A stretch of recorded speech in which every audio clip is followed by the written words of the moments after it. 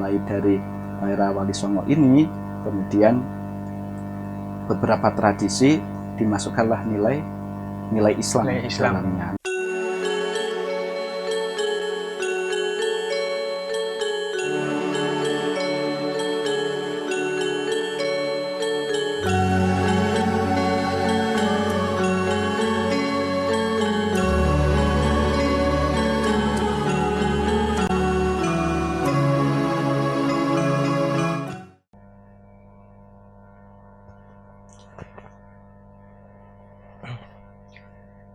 Assalamualaikum warahmatullahi wabarakatuh.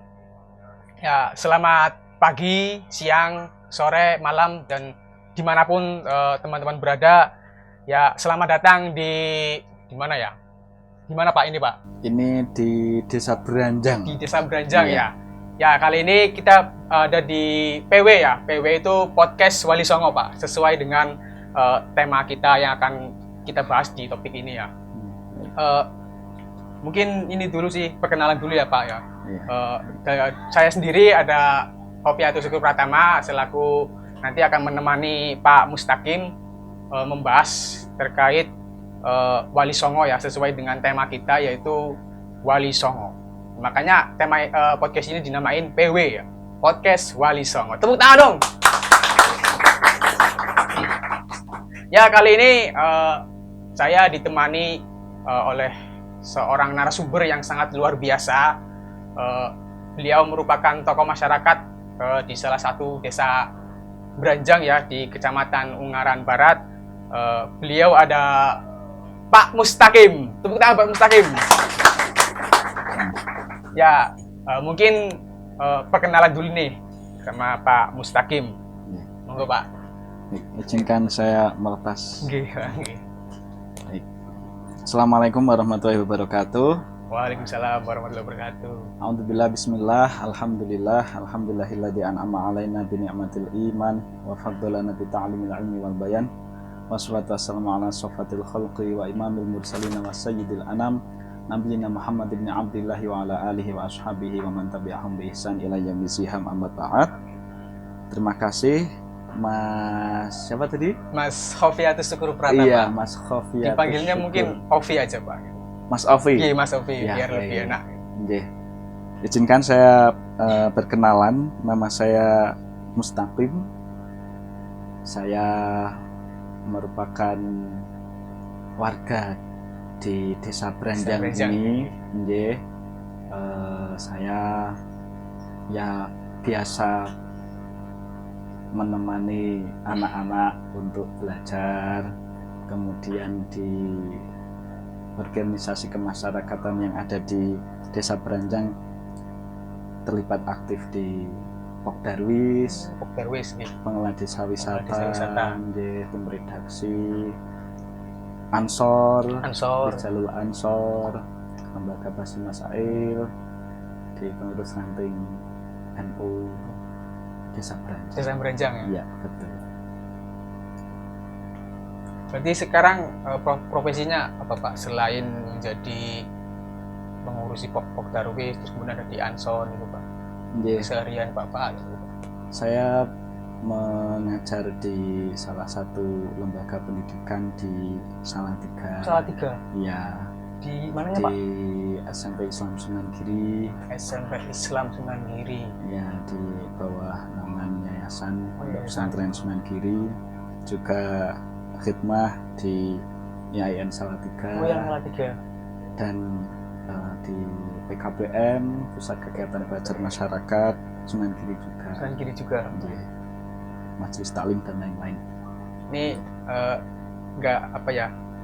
Ada sangkut pautannya dengan ini ya Pak, mungkin tadi ya, dengan Bapak yang Bapak ajar gitu, ada di Sunan Giri, mungkin nanti ada sangkut pautannya dengan teori atau topik yang akan kita bahas di sini ya Pak ya. Berarti saat ini Pak Mustaqim ngajar juga di YAIN Salatiga. Iya, sebagai dosen apa Pak? Di Prodi PAI ya, untuk semester genap ini dipercaya mengampu mata kuliah tafsir pengembangan Tarbawi. Tarbawi. Ada mata kuliah Al-Quran juga, terkadang juga fikih muamalah, fikih munakahat, tasawuf, akhlak tasawuf, ya dan rumpun-rumpun mata kuliah keagamaan lainnya. Mungkin biar lebih enak posisinya Pak, biar Nggih. ke kamera. Oh iya. Ngapunten ya nggih. Berarti sekarang laju nggih Pak, laju dari Branjang ke Salatiga melaju Pak? Atau Iya. gimana? Laju. Gimana Pak? Lebih dingin Salatiga Pak sini Pak? Lebih dingin Salatiga Salatiga, tentunya Pak. Mas. Iya. Biasanya nek dingin-dingin itu enaknya sama minum apa gitu ya Pak ya? Iya betul. Minum Yang kopi hangat-hangat. mungkin, Nah, teh, terus Iya. mungkin cemilan kacang-kacangan atau gorengan tuh biasanya Iya. lebih enak ya Pak. Tapi Iya. kok ini belum ada apa-apa ya Pak, baru ada air putih doang Pak. Ya. Ini apa? Boleh minta tolong biar menambah hangat suasana gitu Pak ngobrolnya nanti. Udah berapa lama Pak ngajar di IAIN Salatiga Pak? Di IAIN sejak 2016. 2016. Iya. Lumayan lama nih Pak. Ya. Di Qadarilah, di Masyatilah, nggih. Berarti Bapak Mustaqim alumni IAIN Salatiga? Iya. Oh, okay. Alumni IAIN Salatiga.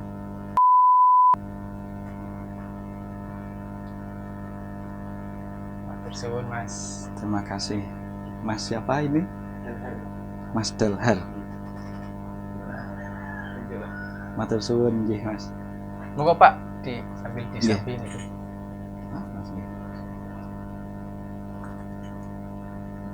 Ya ini udah perkenalan ya, mungkin langsung aja kita ke topik pembahasan utama mengenai membangkitkan semangat dakwah Wali Songo dalam bidang pendidikan dan budaya di abad 21 ya. Ini dengan narasumber yang sangat luar biasa, ini ada Pak Mustaqim. Beliau pernah mengajar ataupun sekarang lagi mengajar di beberapa tempat yang sangat luar biasa, ada di IAIN Salatiga. Kemudian mana lagi Pak? SMP Islam Sunan Giri. Salatiga juga Pak? Iya, Salatiga juga. Kemudian PKBM Sunan Giri. Sunan Giri. Wah, sangat luar biasa ini ya beliau. Mungkin langsung aja ya kita ngobrol dasaran mungkin ya, dasaran mengenai Wali Songo mungkin. Apa itu sih Pak Wali Songo Pak? Baik, Bismillahirrahmanirrahim. Wali Songo,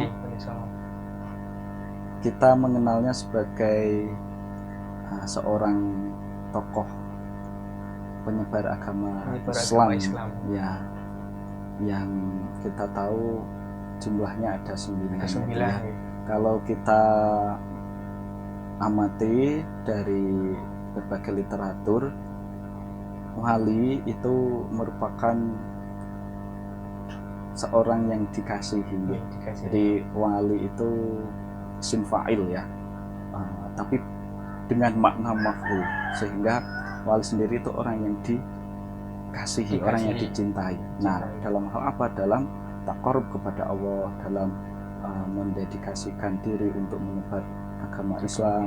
Nah, sehingga dikenal sebagai wali, orang-orang yang dikasihi oleh Allah, yang di Nusantara ini jumlahnya ada 9, sehingga disebut Wali Songo. Ya, untuk Wali Songo sendiri ini datangnya dari mana Pak? Baik. Asalnya ada Wali Songo ini Pak. Wali Songo itu datangnya dari berbagai daerah ya tentunya ya. Jadi atas dasar semangat dakwah menyebarkan agama Islam dari tanah Arab sana, kemudian sampai ke tanah Jawa, ke Indonesia ini, tentu mereka dari berbagai daerah. Ada yang dari Samarkand, misalnya Maulana Malik Ibrahim, kemudian beberapa turunan-turunannya ada yang dari tanah Jawa sendiri seperti Sunan Kalijaga, Sunan Bonang, Sunan Muria, dan lain-lain, sehingga asal daerah dari Wali Songo itu tidak hanya dari satu daerah gitu. daerah Satu saja, daerah satu gitu. kawasan, satu Kawasan. negeri saja, tapi dari banyak negeri, Banyak salah negeri. satunya dari Arab juga, dari Samarkand tadi, kemudian juga ada yang dari Maghribi, Maroko, ya, dan lain-lain. Itu pada saat itu kedatangan Wali Songo ini waktunya berbeda nih Pak? Ya, berbeda. Tentu seiring dengan kesempatan mereka dalam berdakwah ya, dan juga tergabung dalam satu istilahnya ya komunitas atau grup diskus seperti itu ya, mungkin kalau di era modern seperti ini, sehingga keberadaan Wali Songo ini dari era, dari tahun, dari ini berbeda-beda. Untuk masa hidupnya kurang lebih ya di abad ke-14 ya sampai ke-16.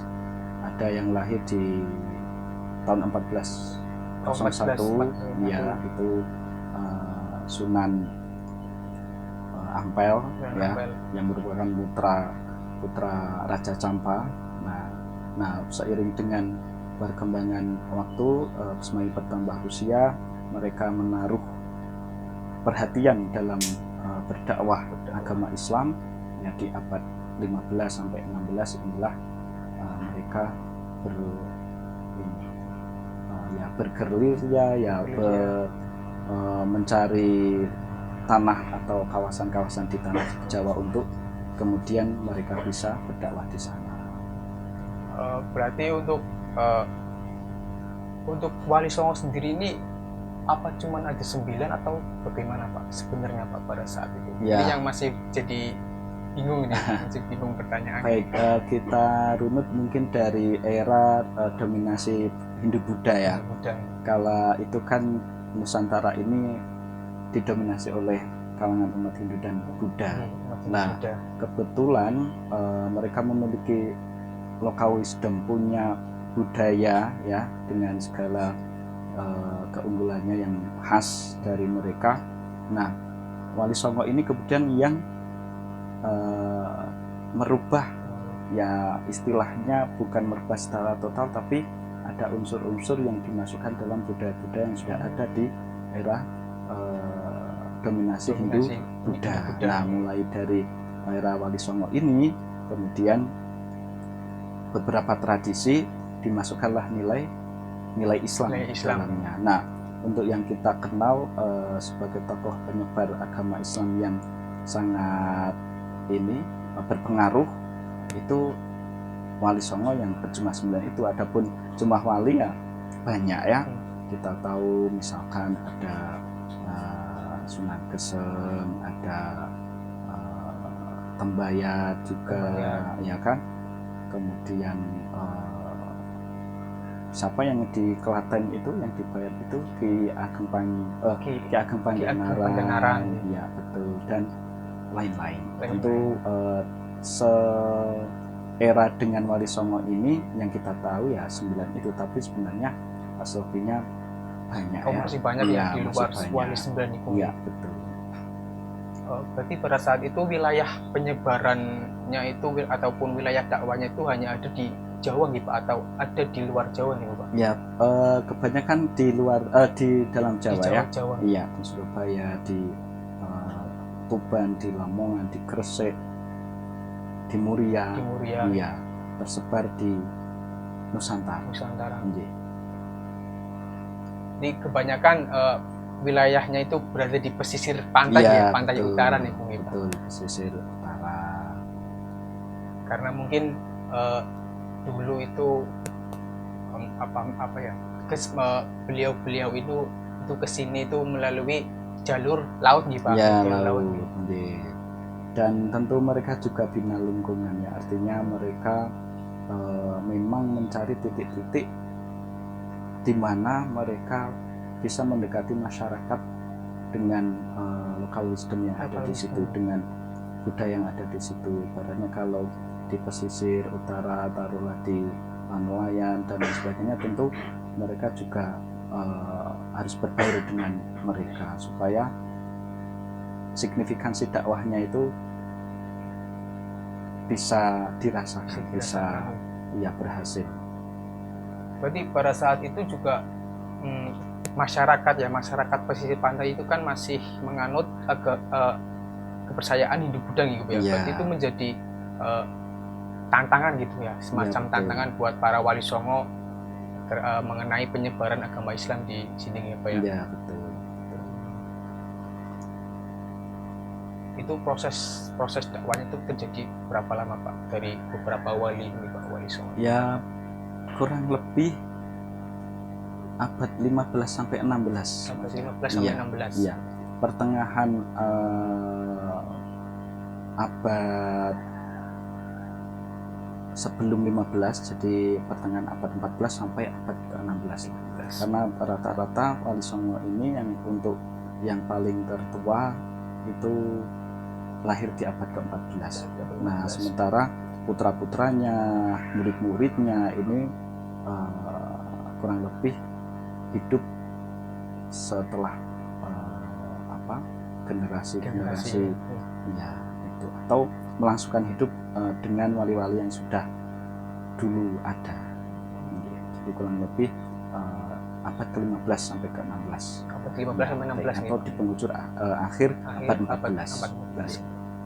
Ini aku penasaran Pak, ini ada nama-nama Sunan Giri, Sunan Ampel, Sunan Bonang dan lain-lainnya. Ini nama-nama ini ada karena beliau-beliau ini dakwah di satu daerah tertentu atau gimana nih Pak? Jadi munculnya nama-nama ini nih Pak, nama Sunan Gresik, kemudian ada Sunan Giri, Sunan Kudus nih Pak. Kalau dalam penamaan itu kan ada juga Ismul Laqab, adalah nama julukan juga, dan itu di istilahnya diinisiasi atau dimanifestasikan dari lokal yang ada di sana ya, misalkan Sunan Muria, di daerah Muria, betul. Kemudian ada Sunan Bonang yang mungkin karena cara dakwahnya dengan menggunakan gamelan, ya sehingga dikenal sebagai Sunan Bonang. Ada Sunan Gunung Jati ini dari Cirebon ya, di Cirebon, dan Sunan Kudus karena di Kudus. Jadi penamaan-penamaan itu lebih banyak pada Ismul Laqab ya, nama julukan ya, sesuai dengan keberadaan wali songo dalam menyebarkan agama Islam. Tentu mereka masing-masing memiliki nama asli. Ya, seperti Sunan Kalijaga misalnya Raden Said, kemudian Raden Rahmat itu Sunan Ampel ya, betul. Kemudian Raden Umar Said itu Sunan Bonang ya, Sunan dan lain-lain sebagainya itu. Sunan Raden Mahdum Ibrahim ya, Sunan Bonang. Kalau Raden Umar Said itu Sunan Muria. Iya, betul. Ini kalau dilihat dari gambar-gambarnya ini, ada yang paling tua, paling muda, itu bagaimana Pak? Ya, itu karena beberapa ada yang menjadi orang tuanya ya, secara genetik memang dari sebagai orang tuanya, ada yang sebagai muridnya juga, dan seperti Sunan Ampel itu memiliki putra Sunan Muria. Kemudian Sunan Kalijaga juga merupakan murid dari Sunan Bonang. Nah, jadi ada hubungan nasab juga secara genetik, hubungan darah juga ada hubungan karena statusnya sebagai murid atau sebagai ya istilahnya santrinya. Santri gitu.